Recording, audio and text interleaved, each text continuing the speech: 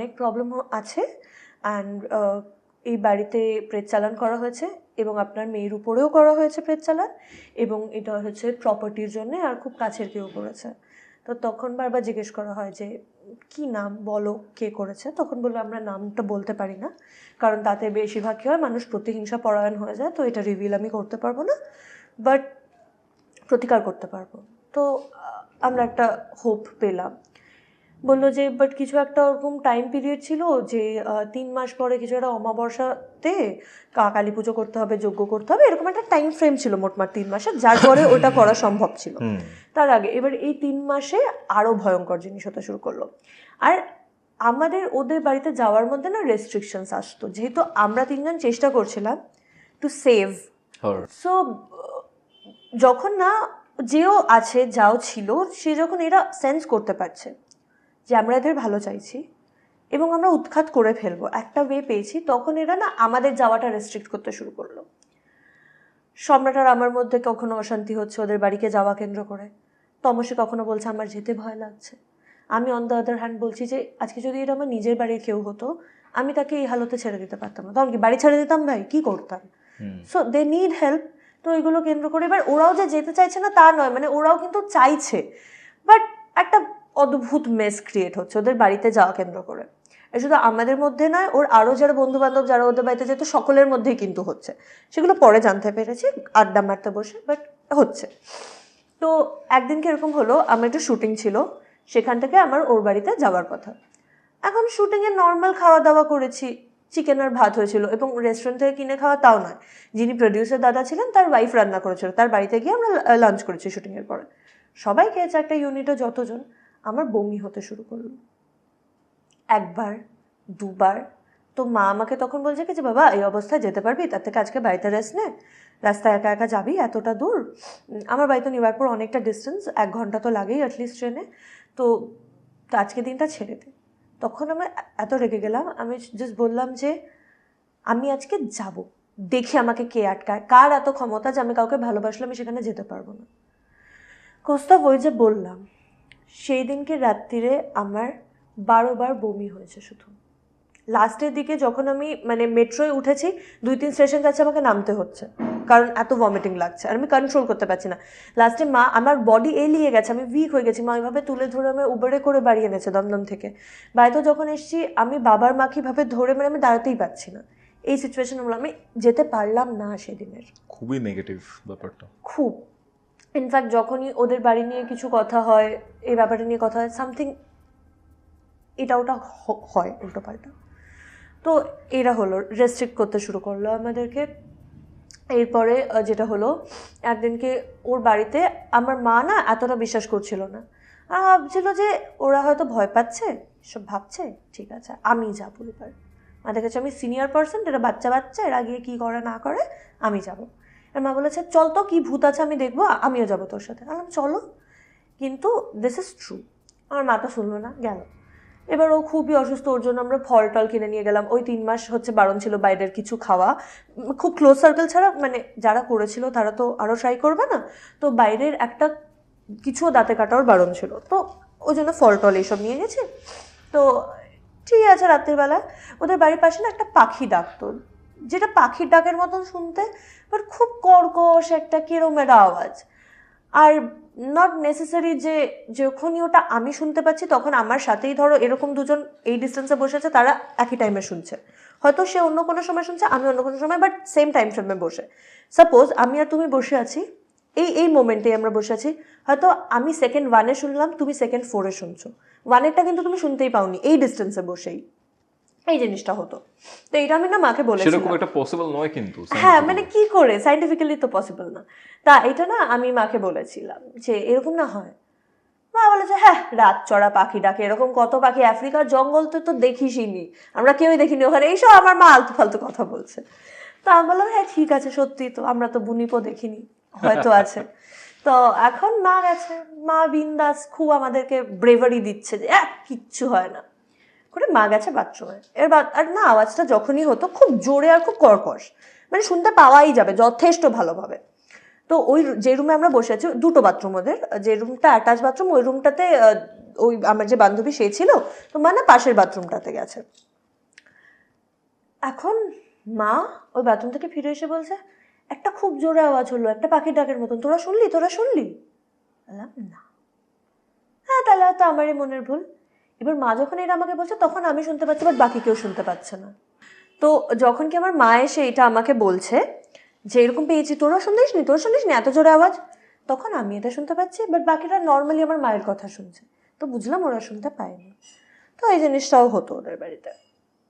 এরপরে সব থেকে যেটাতে আমার পার্সোনালি প্রচণ্ড ভয় লেগেছে, দুটো এরকম জিনিস আছে, এছাড়াও তো বাকিগুলোতেও লেগেছে বাট ততটা না, বাট এই দুটোর সব থেকে হাইয়েস্ট। প্রথম যেটা দুটোর মধ্যে একটু কম সেটা আগে বলে নিই। সেটা হচ্ছে একদিনকে আমি আর আমার বান্ধবী আর তার মা রয়েছি রুমটার মধ্যে, আমরা বসে একটা সিনেমা দেখছি। আর একটা সিনেমার মধ্যে কাহাতক তোমার যদি বারবার দরজা খুলে যায়, শীতকাল, তুমি কতবার লেপের ভিতর থেকে উঠে খুলবে? দুবার হয়েছে, তিনবার হয়েছে, চারবার, আপনি খুলে যাচ্ছে। আমি খুব স্লো, মানে দাম করে না, মানে আস্তে করে যেন কেউ মিস্টিরিয়াসলি খুলছে এইরকম। মানে বাড়িতে কুকুর বিড়াল থাকলে ওরা যেরকম আস্তে খোলে, ওই রকম একটা ব্যাপার। এখন 2বার হয়েছে, 3বার হয়েছে, 4বার হয়েছে, প্রতিবার আমি গেছি, গিয়ে করেছি, কারণ ও ভয় পাচ্ছিল। এখন 4th টাইমে না আমার এত রাগ হয়ে গেছে, আমি শুধু বলেছি কোনো সেন্স নেই, বারবার দরজা খুলছে, আমি দেখি এবার তুমি কি করে খোলো, বলে দরজাটা এরকম মুখের উপর আটকে এরকম হাত দিয়ে এরকম চেপে রেখেছি, উল্টো দিক থেকে এরকম সেম ফোর্স আমি আমার হাতে ফিল করতে পারছি। তুমি বুঝতে পারছো বাইরে কেউ নেই, দেয়ার ইজ নো ওয়ান, বাড়িতেই আর কেউ নেই। আচ্ছা, সেম ফোর্স, এবং ফোর্সটা সে দিয়ে রেখেছে আজ ইফ আমি হাতা চালিয়ে দরজাটা আমার মুখে এসে লাগবে। এবারে আমি শুধু বললাম ওপাশ থেকে না কেউ ঠেলছে, ওপাশ থেকে না, তো বললো তুই বাবা ছেড়ে দে, তুই খাটে এসে বস, আর দরজা খুলে যাক বন্ধ যাক, কারণ আমার দরকার নেই। সাথে সাথে এই যে জল পোড়াটা দিয়েছিল ওটা সবাই আমরা খেলাম, গিয়ে তারপরে বসে গেলাম। এটা প্রথম যে আমি ফোর্সটা ফিল করলাম নিজের বডিতে, যে এগুলো সবই তো এনার্জি একটা, তো সেই যে এনার্জিটা এটা আমি হচ্ছে ফার্স্ট ফিল করলাম। এর আগে হয়তো সেন্স করেছি, বাট এই যে ডিরেক্ট একটা যে ফিজিক্যাল ফিল, সেই দরজাটা আমার হাতের মধ্যে দাম করে এসে লেগেছে, তো এইটাই ফার্স্ট। এটা হচ্ছে একটা ঘটনা যেটাতে প্রচণ্ড ভয় লেগে গেল। আর একদিন আমি আর আমার সেই বান্ধবী ঘুমাচ্ছি, ওর মায়ের একটা অভ্যাস ছিল, ওর মা সারা রাত্রি জেগে বই পড়তো, তো উনি পাশের রুমে, তো আমি আর আমার সেই বান্ধবী ঘুমাচ্ছি। এখন ও না ঘুমিয়ে পড়েছে, আর আমার খুব অস্বস্তি লাগছে, ঘুমাতে পারছি না। এরকম হয়তো 3টে বাজে তখন, 3টে কি 3টের আশপাশে, অতটা তো টাইম দেখিনি, বাট ওরকমই মধ্যরাত মোটমাট। ওদের যে অ্যাটাচ বাথরুমটা, মানে এরকম একটা রুমের খাটের পাশ থেকে এরকম এগিয়ে গিয়ে এইখানে জাস্ট বাথরুমটা, তো একটা প্যাসেজ মতো ক্রিয়েট হচ্ছে। আমি প্রপার দেখলাম একটা ছায়া অবয়ব কোনো মহিলার। এবার একজন মহিলা যদি খুব অ্যাগ্রেসিভ হয়ে হাঁটে, তুমি ওটা বডি ল্যাঙ্গুয়েজটা বুঝতে পারবে, খুব অ্যাগ্রেসিভ হয়ে পাইচারি করছে। হ্যাঁ, আমি না ভেবেছি এতদিনের যে এফেক্ট, এটার একটা ভুল ভাবছি আমি। এরকম না যে একটা মোমেন্টের জন্য দেখেছি, জাস্ট চোখ ফ্লিক করেছে, ওটা চলে গেছে, দেখেই যাচ্ছি পাইচারি করছে। এরপর আমার খুব ভয় লেগেছে, মানে চোখের পাতাটা ফেলার পর যখন খুলে স্টিল রয়েছে। হ্যাঁ, এবং তার কিন্তু যাচ্ছে আসছে না যে আমি তাকে দেখছি বা কিছু, বা সে আমার দিকে ঘুরে তাকাচ্ছে, এইসব কিছু হচ্ছে না, সে জাস্ট রাগি একটা নিয়ে ওখানে হাঁটছে। আমি ফ্রোজ করে গেছি ভয়তে। আমি এবার গলা দিয়ে আওয়াজ বেরোচ্ছে না, হাত পা নড়ছে না, কিচ্ছু হচ্ছে না, এই অবধি ঠিকই ছিল। হতে পারে আমার স্লিপ প্যারালাইসিস হচ্ছে, আমি সব ফালতু কথা ভাবছি। কোনো প্রকারে অনেক কষ্টে হয়তো 10 মিনিট পেরিয়েছে, আন্দাজ, এটা আমার আন্দাজ, তার থেকে কমও হতে পারে, কারণ টাইমেরও ইস্যু হয়, যেটা হয়তো আমার অ্যাপারেন্টলি মনে হয়েছে 10 মিনিট, সেটা তার কমও হতে পারে, বাট আই ফেল্ট যে হয়তো 10 মিনিট অতিক্রান্ত। আমি কোনোভাবে আমার ঘাটটা ঘুরিয়ে আমারও বান্ধবী থেকে তাকিয়েছি, ওকে ডাকবো বা এরকম কিছু জন্য, ও ঘুমাচ্ছে, বিন্দাস ঘুমাচ্ছে, কিন্তু ওই যে মহিলাটার অভিব্যক্তি, ওরকম একটা রাগী মহিলার মাস্ক যেন ওর মুখের উপর সাঁটানো, সেটা অনেকটা ট্রান্সপারেন্ট, বাট এরকম। এইবারে আমি আর কিছু করতে পারছি না, দেখছি ওকে ডাকা তো আরও বিপদ, কি করব। এখন আমি না শুধু বিছানার চাদর ফাদর ধরে শুয়ে আছি। এবারে ভোরে যখন আজানটা হলো, তখন দেখলাম জিনিসগুলো আস্তে আস্তে নর্মাল হয়ে গেল। এবার আমি এটাও ওদের বাড়ির কাউকে বলিনি, ওকেও বলিনি, থিঙ্কিং দ্যাট ওর হয়তো এটাতে খারাপ লাগবে যে আমি ওকে ভয় পাচ্ছি বা কিছু, মানে কি ভাবে না আমি এটা বন্ধুদের মধ্যে বলিনি, যেটা কেমন লাগবে যে আমি আমার এত ক্লোজ একজন বন্ধুকে থেকে ভয় পাচ্ছি, মানে এটা বলতেও তো কিরকম লাগে যে অলরেডি মেন্টালি এতটা খারাপ একটা কন্ডিশনের মধ্যে দিয়ে পাস অন করছে, ফিজিক্যালি খারাপ, মেন্টালি খারাপ, আমি বলিনি। পরে যখন এটা কি করে প্রুফ হলো, পরে যখন কেসটা আরও জানতে পারছি, তখন জানা যাচ্ছে যে একজন আদিবাসী মহিলার স্পিরিটকে ওদের বাড়িতে ট্রান্সপ্লান্ট করা হয়েছিল, যে গলায় দড়ি দিয়েছিল। আদিবাসী মহিলা স্পিরিটকে হ্যাঁ, এবং চালান করেছে। হ্যাঁ, ওর বডিতে। সেটা এতদিন যেটা আমরা জানতে পারছিলাম যে বাড়িতে আছে, পরে বুঝতে পারলাম যে আমরা বাড়ির বাইরে গেলেও কেন জিনিসটা মাঝে মাঝে ফলো করে, কারণ ওর বডিতেও ট্রান্সপ্লান্ট করা হয়। এটা আরো পরের দিকে আমরা জানতে পারছি। শি ইজ অ্যাকচুয়ালি পজেসড হ্যাঁ, রাইট নাও এখনো না, তারপরে যোগ্য হয়, যাই হোক আমরা আসছি সেখানে। হ্যাঁ, কি but at that point of time she was possessed. হ্যাঁ, বাট সেটা না খুব যে বোঝা যেত তা নয়, কখনো কখনো উইয়ার্ড বিহেভ ও করতো। তুমি ফার্স্টে বলে না ও বলতো যে কমিউনিকেট করতে পারে। কিন্তু যেটা হয়েছে, ও প্রচুরবার সবকিছু বলে দিয়েছে এরকম, বাট নিজের বারও বুঝতেই পারেনি। হয়তো সেটা এই রিজনেই, যে আমার মনে হয় এটা আমারই একটা হয়তো ভাবনা বলতে পারো, যে হয়তো ওর উপরে করা হয়েছিল বলে ও সেটা রেকগনাইজ করতে পারেনি। মানে তুমি বলছো এই যে পাওয়ার, সাইকিক টেন্ডেন্সি, এগুলো পজিশনের জন্য নয়, ওর ইনবিল্ড ছিল, আগে থেকেই ছিল। হ্যাঁ, না, ওটা ওর আগে থেকে, ওটা কিন্তু একদম ছোট্ট থেকে ওর ছিল। আচ্ছা, মানে this has no link with this, এটা আলাদা, ওইটা ও ছোট থেকে ওরকম। তোমার বাড়ির কেসের সাথে ওটার কোনো লিঙ্ক নেই? কোনো লিঙ্ক নেই, ওটা জাস্ট জেনারেলি দেখতে পেয়েছে। বাট এই যে ওই যে মরার বাড়ির গন্ধটা আমাদের ফলো করতো, বা এটা ওইটা সেটা বাজে গন্ধটা মাঝে মাঝে ফলো করতো, তো বাড়িতে হলে বাড়ির বাইরে কি করে ফলো করবে, এইটা আমরা তখন বুঝতে পারলাম যে ফলোটা কোথা থেকে হচ্ছে। ওই যে সেই জিনিসটা ওদেরকে দেখলাম, এর আগে অবধি কিন্তু আমরা জানতাম না যে পজেশনেরও সাইন্স রয়েছে পুরো সিনারিওটার মধ্যে। ওই একবারই এটা আমি একাই দেখেছি, আর কারণ ওই দিনকে ওই রুমের মধ্যে আর কেউ ছিল না।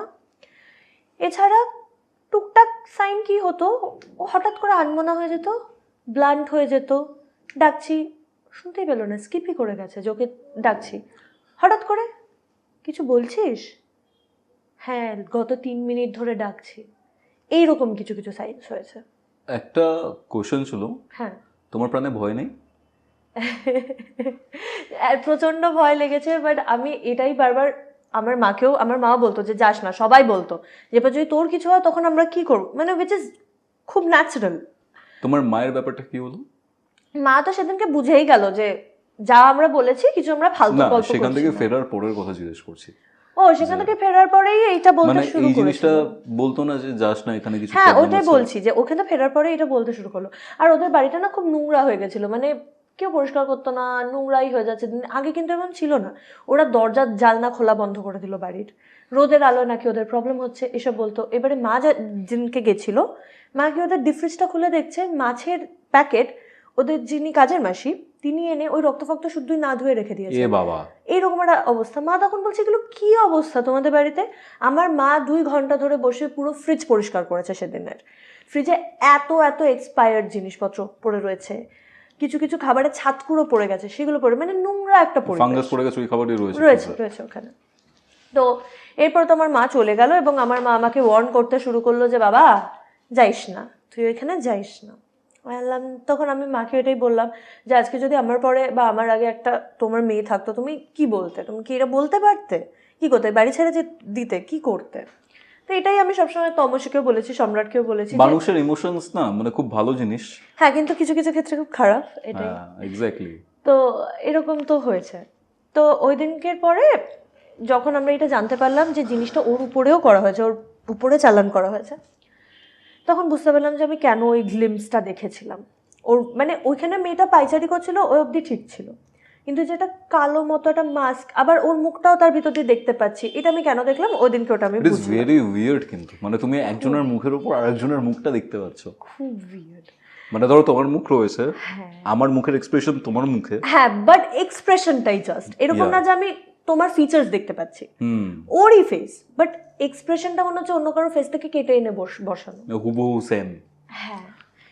এরপরে আমি আরেকটা ডট কানেক্ট করলাম, যেটা আমি তোমাকে এখানেও বলেছি, যে একদিনকে যখন আমার মাথা ব্যথা হচ্ছিল আমার মনে হচ্ছিল ওই বসে আছে, একদিনকে যখন পাশে শুয়েছিল আমার মনে হচ্ছিল ওই।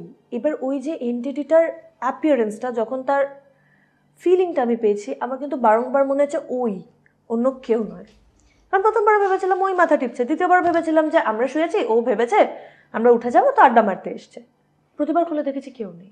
তখন আমরা বুঝতে পারলাম যে আমি কেন, ও এক্স্যাক্টলি, ধরো আজকে তুমি আমার পাশে এসে বসলে, তমস আমার পাশে এসে বসলো, আমি ওই বসাটাতে যদি টাচও না হয় হাতের সাথে হাত, আমি কিন্তু বুঝতে পারবো যে কোনটা কৌস্তভ বসে আছে, কোনটা তমসে বসে আছে। কারণ প্রত্যেকের একটা বডি ল্যাঙ্গুয়েজ, একটা ভাইব্রেশন আছে। মানে তোমার মা যদি বাইরে থেকে আসেন, তুমি আমি বুঝে যাবে মা আসছে, আমার মা এসছে না আমার বাবা এসছে কি কে এসছে। আর অচেনা লোক হলে আমি বুঝতে পারবো যে যেও এসে থাকো আমি তাকে চিনি না। আর আমি কিন্তু বারংবারই মনে হয়েছে ও, এবং বারংবার আমি দেখছি কেউ নেই। তো এই হন্টিংটা সব থেকে ভয়ঙ্কর ছিল। It is very much creepy একটাই কারণে, সেটা হচ্ছে যে একটা আদিবাসী মহিলা, তিনি আত্মহত্যা করে মারা গেছেন, তাকে চালনা করা হয়েছে তোমার সেই বন্ধুর ওপর, তোমার হন্টিংস হচ্ছে, তুমি বুঝতে পারছো it is very much unnatural, তুমি অন্য কাউকে ফিল করতে পারছো না, তোমার নিজের ফ্রেন্ডকেই ফিল করছো। হ্যাঁ, এবং আরেকটা জিনিস যেটা হয়েছে, যেটা পরে এই যে আত্মহত্যা করেছিল গলায় দড়ি দিয়ে, এটাকেও জাস্টিফাই করে যে উনি সত্যি বলছিলেন, যিনি কালী সাধক এটাকে আর কি দেখছিলেন, ওদের নিচতলাটা ভাড়াটিয়া ছিল। তো তারা একদিন উপরে এসে বলছে, দিদি দিদি, মানে আমার এই যে বান্ধবী তার মাকে, দিদি দিদি আমরা না সিলিং থেকে এক মহিলার ডেড বডি ঝুলতে দেখেছি হুট করে ঘুম ভেঙে, তো তোমাদের বাড়িতে কি এরকম কোনো হিস্ট্রি আছে বা কিছু কি ব্যাপার? মানে ওদের বাড়িতে কি ভাড়া থাকতো তারা ভাড়া থাকতো। আচ্ছা। জিজ্ঞেস করছে, তখন তার মা, মানে আমার বান্ধবীর মা, সে বলছে না এটা ওদেরই কেনা বাড়ি, তারই বাবার আমলের, জাস্ট না কি অনেক পূর্বপুরুষের বাড়ি, তার বাবাই এই জমিটা কিনে বাড়িটা করেছে পুরো। ওকে, তো কিছুই না ওদের, মানে ওই যে ফ্রেশ, মানে আমার দিদি, তার মা, তার বাবা, এই 3টে জেনারেশন পাস। এর আগে তো ওটা একটা জমি, কিছুই তো ওরকম ঘটেনি। বাট তখন আমাদের বিয়ার্ড লেগেছিল যে এইটা অন্তত দেখার কথা না। তো আমরা ভেবেছি যে ওরাও তো এত কিছু শুনছে, তান্ত্রিক আসছে বাড়িতে, এ হচ্ছে তা হচ্ছে, ওরাও হয়তো সাবকনশিয়াসলি এ করেছে। বাট ওরাও কিন্তু 6-7 জন থাকে নিচে, ওর একসাথে দেখেছিল, বাট আমরা তাও কনসিডার করিনি। পরে যখন এই যে বললো না যে একটা আদিবাসী মহিলা যে গলায় দড়ি দিয়ে মারা গেছিল, তাকে ট্রান্সপ্লান্ট করেছে, তখন আমরা বুঝতে পারলাম হ্যাঁ হতে পারে যে ওরা সত্যি দেখেছে, কারণ গলায় দড়ি দেওয়ার সিনটা। হ্যাঁ। তো এরপরে আমি এটা দেখায় আমাদেরকে, স্যাঙ্গুইন হয়ে গেলাম। এরপরে আমি, সম্রাট, তমসী, আমরা সকালে বসে ওদের সাথে ডিসকাস করলাম। ওদের বাড়ির কালী পুজোটাও না 2 বছর বন্ধ ছিল, অশৌচ পড়ে যাচ্ছিল বারবার। পরে জানতে পারলাম ঠাকুরটাও বেঁধে রাখা হয়েছিল, পুজো আর কিছুতেই হয় না। ঠাকুর বেঁধে রাখা হয়েছে বলতে? ওদের বাড়িতে প্রতিষ্ঠিত মূর্তি আছে, এবার সে কন্যা রূপে, এবার তার পুজোটা না এই অদ্ভুতভাবে এই 2 বছর হতে পারেনি। একবার ওর দিদা মারা গেলেন, আর আরেকবারও কেউ একটা, মানে অত ক্লোজ না বাট ওই সম্পর্কের মধ্যে মারা গেলে ওই হয় না অসুচ, ওরকম করে করে 2 বছর কিন্তু পুজো করা করতে পারেইনি। এবারে আমরা ওই সম্রাট স্পেসিফিক্যালি সব থেকে জোর দিতে শুরু করলো, এইসব ছাড়ো, বাড়ির পুজোটা আমাদের শুরু করতেই হবে, by hook or by crook. আর বলছে যে ওই তিথিটাতে তো প্রবলেম হচ্ছে, ওনার জন্মতিথিতে ওনার পুজো হতো, কিন্তু ওই তিথিতে তাহলে আমরা করবো না, অন্য একটা শুভ দিন দেখো, যিনি ওনাদের ফ্যামিলি পুরোহিত আছে তাকে বলো দেখে দিতে, আমরা অন্য একটা ডেটে করব। তা সে এরকম একটা ডেট ফিক্স করা হলো, পুজো দেওয়া হলো। এবার যেহেতু সম্রাট এই জিনিসটা বলেছিল, ওই পুজো দিনে আমরা তো গেছি, খুবই কম লোক ছিলাম, আমি, সম্রাট, তমসী এবং ওদের বাড়ির ওরা 2 জন, এর থেকে বেশি আর কেউ ছিল না পুজোটাতেও, কারণ কাউকে জানানো হয়নি, কারণ আত্মীয়ের মধ্যে থেকে কেউ করেছে এটা তো আমরা জানি, তো জানালে আবার কিছু হতে পারে, তো আমরা কাউকে জানাইনি, খুব সিক্রেটলি করছি পুজোটা। সেদিনকে ওর কিন্তু ভয়ঙ্কর শরীর খারাপ হয়ে গেল, সম্রাটের প্রচণ্ড শরীর খারাপ হলো। এরপরে পুজো হলো, পুজোর পরে বাড়ির পরিবেশটা একটু হালকা হলো আগের তুলনায়। সম্রাট যেতে পেরেছিল পুজোতে? যেতে পেরেছিল, বাট গিয়ে খুব শরীর খারাপ হয়েছিল। যেতে আমরা সকলে পেরেছিলাম, বাট শরীর খারাপ হয়ে গেছিলো সম্রাটের স্পেসিফিক্যালি খুবই। তা পুজো হলো, তারপরে একটু বেটারমেন্ট হলো। এবার এই যেতে যেতে ওই যে 3 মাসের একটা টাইম পিরিয়ড দিয়েছিল, ওইটা ফুরোলো। তো রিচুয়াল, ওই মা কালীর সামনে পুজো করে কিছু যজ্ঞের ব্যাপার, সেখানে সজারুর কাটার একটা ইউজ ছিল, এরকম কিছু কিছু, মানে ওখানে তো আমি প্রেজেন্ট ছিলাম না ওই যজ্ঞের দিনে, কারণ অ্যালাউ ছিল না, শুধু বাড়ির লোক কি, মানে ব্লাড রিলেশন ওরকমই ছিল। তো আমার যে বান্ধবী আর তার মা ছিল, আর ওই যে দাদা যিনি পারফর্ম করছিলেন। তো যাই হোক, সে যজ্ঞটজ্ঞ হওয়ার পরে অনেকটাই ব্যাপারটা কিন্তু ঠিক হলো, কিন্তু আমার মনে হয় না যে পুরোটা ঠিক হয়েছে, কারণ তারপরেও বেশ কিছুদিন তাদের বাড়িতে আমরা গেছি, অনেকটাই রিলিফড, বাট পুরোটা নয়, একটা রেস্ট থেকে গেছে। এবং মাঝে মাঝে খুব কম, এবারে আগে যেমন রেগুলারলি হতো জিনিসটা, ওইটা কমে গেল, হয়তো once in a blue moon আবার ওরকম গন্ধ পাচ্ছি, মনে হচ্ছে কারো এক্সিস্টেন্স, বাট খুব কমে গেছিলো। বাট আমার মনে হয় না যে পুরো জিনিসটা গোড়া থেকে ওপরানো গেছে। কেন বলছো? কারণ মাঝে মাঝে কিন্তু ওরকম ফিলিং আমরা না, পেয়েছি। সেই ফিলিংটা বাদ দিয়ে অন্য কোনো রিজন আছে? ফিলিংটা বাদ দিয়ে অন্য কোনো রিজন হচ্ছে ওই যে ওদের বাড়িটা যে ওরকম একটা নোংরা হয়ে গেল, সেটা কিন্তু আর কারেক্ট হলো না। মানে না ওরকম আমার মা অগোছালো, একদিন গিয়ে যে ফ্রিজ পরিষ্কার করেছিল ওই শেষ, এরপর না আমার মা গেছে না আর কিছু পরিষ্কার হয়েছে, ওরকমই রয়েছে। স্টিল জালনা দরজা খুলতে, তুমি বলো না একটা বাড়ি 12 মাস জালনা দরজা আটকে তুমি থাকতে পারবে? না। রোদের আলোই ঢোকে না, সাথে সাথে ওইগুলো কিন্তু যায়নি। তো সেখান থেকেই মনে হয়েছিল যে এটা হয়তো লাইট হয়েছে কিন্তু পুরোটা যেতে পারেনি। এরপরে সাডেনলি খুবই পেটি ম্যাটারে আমাদের সাথে তাদের কথা বলা বন্ধ হয়ে গেল। তোমার সাথে তোমার ওই বন্ধু? হ্যাঁ, এত ভালো একটা সম্পর্ক যেখানে আমি নিজের লাইফ নিয়েও ভাবিনি, সেখানে একটা পেটি ম্যাটারে কথা বলা বন্ধ হয়ে গেল আর রাজ্যের অপমান করা হলো। আমার সাথে শুধু না, তমসির সাথে, আমার মা বাবার সাথে, আমার যে পুরো সার্কেল যারাও এটার মধ্যে কিছু 1% পজিটিভ করার চেষ্টা করেছিল, সকলের সাথে কাট অফ হয়ে গেল। এবং তারপরে আর জানি না, জানো না এখন কি অবস্থায় আছে, জিনিসটা বেটার হয়েছে কি আরও ওয়ার্সন আপ হয়ে গেছে, এটার কোনো আইডিয়া অন্তত আমার কাছে তো নেই। বা আমার সার্কেলের কারোর সাথেই আর যেহেতু লিঙ্ক নেই, তাই সবাইকে ব্লক করে দিয়েছে, তো কেউই জানি না আমরা। মানে ইট ইজ, মানে কি বলবো তোমাকে, হরিফাইং তো আছেই, বাট খুব উইয়ার্ড একটা ঘটনা, মানে খুব অদ্ভুত ব্যাপার। এবং ওদের বাড়িতে এতটাই কিছু নেগেটিভ ছিল যে ওটা নিয়ে কথা বললেও কিছু না কিছু ঘটে। যেরকম একদিনকে মাঝরাতে আমি আর তমসি অনেক সময় রাত্রিবেলায় অনেক লং কলসে থাকি, এমনি কথা বলি। তা একদিনকে কথা বলতে বলতে কী কারণে এই টপিকটা এসছে যে ভাই কী কী হতো ওদের বাড়িতে, এরকম যেরকম বলে দুজন বন্ধু কথা বলছি করছি, তমসি হঠাৎ করে বললো এটা নিয়ে না কথা বলিস না, এখন তো অনেকটা রাত্রির, কালকে। আচ্ছা কী হলো রে, কী হলো, কিছু হলো? আমি বলছি না কিছু না, তুই অন্য কিছু নিয়ে কথা বল, আমরা অন্য কিছু নিয়ে কথা বলি। এর পরের দিন আমাদের থিয়েটার রিহার্সাল ছিল, ভৌতিকেরই, যে শোটা তুমি দেখতে গেছিলে ভৌতিকের রিহার্সাল ছিল। এসে দেখছি যে ওর গলার এখানে একটা রক্ত জমাটের দাগ। আল্লাহ কি হয়েছে রে, প্রথমে তো এভাবেই জিজ্ঞেস করেছি। ও বললো এই যে কালকে রাত্রিরে বলছিলাম আর বলিস না, এটাই হয়েছে। কি মানে? তখন বললো যে আমি তো কথা বলছিলাম, ব্যালকানিতে বসে কথা বলছি, কারণ বাড়ির সবাই ঘুমাচ্ছে, ওর দিদি আছে, ওর দিদি ঘুমাচ্ছে। বললো হঠাৎ করে একটা শিরশিরে ঠান্ডা হাওয়া লাগতে শুরু করলো এবং খুব আনক্যানিকের মানে নেগেটিভ ফিল হলো, খুব যে কেউ এসে ঘাড় মোটাকাতে আসলো সেরকম কিছু ব্যাপার নয়, কিন্তু হঠাৎ করে গরমকাল, তার মধ্যে একটা যদি খুব ঠান্ডা এসির হাওয়ার মতন কিছু লাগে, এরকম একটা ফিলিং হলো। তারপরে আমি তোকে তো টপিক চেঞ্জ করতে বললাম, তারা ঘন্টা তোর সাথে কথা বলে আমি শুতে চলে গেলাম, সকালে উঠে দেখলাম এরকম একটা জিনিস হলো। তখন বুঝতে পারলাম জিনিসটা কত নেগেটিভ। তুমি অন্য সিনারিও ভেবেছিলে, বাট হ্যাঁ, সিনারিওটা একদমই আলাদা। মানে অন্য সিনারিও আমার মাথাতেও আসা উচিত না, বিকজ কোথাও তো যায়নি, ও তো নিজের বাড়িতে আছে এবং নর্মালি ঘুমিয়ে উঠে দেখছে এরকম। তারপর থেকে বুঝলাম জিনিসটা কতটা নেগেটিভ, মানে এটা নিয়ে কথা বলাটাও প্রবলেম। ঠাকুর বাধা রয়েছে, এই ব্যাপারটা কেন মনে হয়েছে? এই ব্যাপারটা আমাদের মনে হয়নি, এই ব্যাপারটা ওই যিনি কালী সাধক ছিলেন, আমাদের যেটা কনসেপ্ট ছিল যে মাকে কে বাঁধবে, দিস ইজ নট পসিবল। কিন্তু ওই কালী সাধক যেটা পরে একটা এক্সপ্লেনেশন দিয়েছিলেন, এটা আমি জানি না, বাট উনি বলেছিলেন যে দেখো বাধা আছে রয়েছে, মানে বাধাটা এই জন্যই পড়ছে পুজোতে, যে লাস্ট 2 বছর তোমরা পুজো দিতে পারোনি। তো ওনার যেটা এক্সপ্লেনেশন সেটা হচ্ছে যে ভগবান সেখানেই থাকবে যেখানে তার যত্নার্থী হবে এবং তার থাকার মতন কন্ডিশনস থাকবে। ওই যে বাড়িটা অতটা নোংরা হয়ে গেল, তাকে কেউ কেয়ার করছে না, এটা প্রতিষ্ঠিত কালী মূর্তি হয়তো একবেলা খেতেই দিল না, মানে ওদের ইচ্ছেই হতো না। আর রোজ পুজোর দেওয়া নিয়ে একটা ঝামেলা, মা দেবে না মেয়ে দেবে একটা ঝামেলা হচ্ছে, কেউ বলছে যে আজকে দেবই না, আমিও দেবো না তুমিও দেবো না, শুয়ে পড়লো, এই যে একটা কন্ডিশন হলো হয়তো তাতে, এটা ওনার এক্সপ্লেনেশন একটা। মানে বিভিন্ন শেডস রয়েছে, বিভিন্ন লেয়ার্স রয়েছে, যে ইনিশিয়ালি মনে হচ্ছিল বাড়িতে কোনো প্রবলেম রয়েছে, তারপরে তুমি যা জানালে সেই মেয়েটার মধ্যে সেই প্রবলেমটা ছিল, চালানোর ব্যাপারটা। এবং বাড়িতেও ছিল, মানে বোথ। তোমাদের বাড়িতে আর কিছু হয় না? আর আমাদের বাড়িতে এই যে আমাদের বাড়িতে ওই মাইল্ড প্রেজেন্স মাঝে মাঝে পাই, যেটা আমি বলছিলাম রেকর্ডিং এর মাঝখানেও, আমি সম্রাটকে একদিন সকালে মাঝখানে রেকর্ডিং এর মাঝখানে আমাকে ফোন করেছে ভয় পেয়ে, এবার ও ঘুমিয়ে গেছিল, ও বুঝতে পারেনি, ও সকালবেলা বলছে এত রাতে ফোন করেছিলিস, তখন আমি বললাম যে 3টে পর আমি আর রেকর্ড করতে পারছি, আমার প্রচন্ড ভয় লাগছে ওই ঘরে। এরকম টুকটাক জিনিস হয় আমাদের বাড়িতে।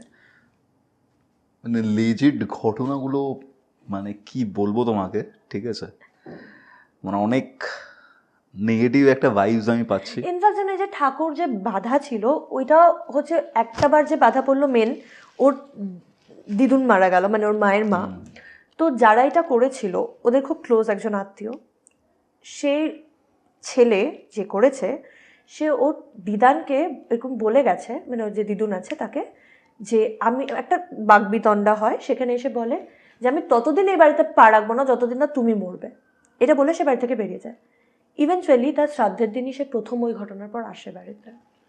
সো দিস প্রুভস যে হয়তো ঠাকুর তো আর বাধা যায় না, আমার এটা বিশ্বাস হয় না, কিন্তু পুজোটাতে বাধা দিয়ে রেখেছিল। ঠাকুরকে কি বাঁধবে, বাট ওদের বাড়ি থেকে তাড়িয়ে দিয়েছিল, এইটা আমার মনে হয়। ওকে ওকে দেখো কমপ্লিটলি বাঁধতে পারেনি, তাহলে তো কোনো সুরাহা হতোই না। হয়তো কিছু তো পজিটিভ ছিল যার জন্য এন্ডলি কিছু খুব উইয়ার্ড ভাবে তোমাদের কনভারসেশনটাও শেষ হয়ে গেছে। হ্যাঁ, নাথিং, কোনো এখন আর খোঁজ খবরই নেই। মানে আমি জাস্ট জানি না যে কি সিচুয়েশন বা কি ব্যাপার, আমার কোনো আইডিয়া নেই।